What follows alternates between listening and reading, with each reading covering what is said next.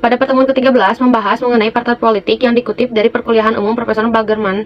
Partai politik di Indonesia sudah dikenal sejak zaman Hindia atau zaman kolonial sejak awal abad 20. Misalnya Innis Party yang dipimpin oleh 3 serangkai yang sudah menuntut Indonesia merdeka. Ada juga organisasi yang bukan partai politik tapi sangat berpolitik. Misalnya di negeri Belanda Perhimpunan Indonesia yang dipimpin oleh Dr. Sugiman tapi sangat terkenal ketika dipimpin oleh Bung Hatta. Ada dua hal yang diingatkan. Yang pertama, jika pemimpinnya diadili tetapi partai politiknya tidak akan dibubarkan oleh Belanda, dan Belanda tidak pernah membubarkan partai politik.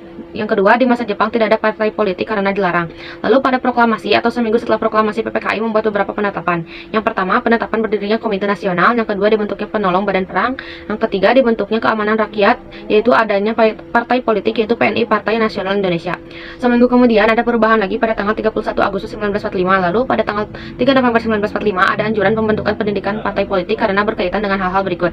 Yang pertama, berkaitan dengan maklumat Presiden tanggal 16 Oktober nomor 10 tahun 1945 di Bogor. Yang kedua, berkaitan dengan maklumat pemerintah pada 14 November 1945 tentang pembentukan Kabinet Syahrir. Maka sejak saat itu menjalankan sistem parlementer, kedudukan KNIP sebagai DPD menjadi kuat. Maka dari itu KNIP harus diisi oleh partai politik.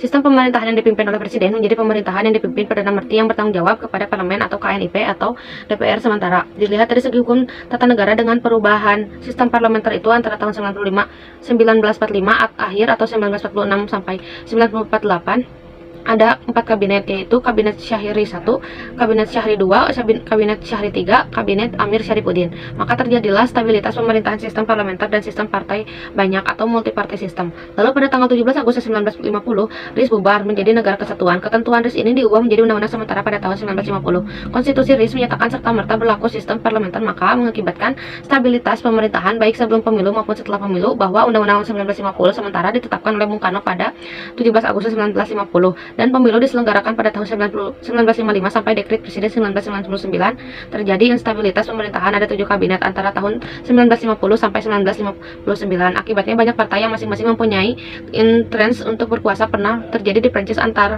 1873 sampai 1940. Ada 99 kabinet dalam waktu 70 tahun.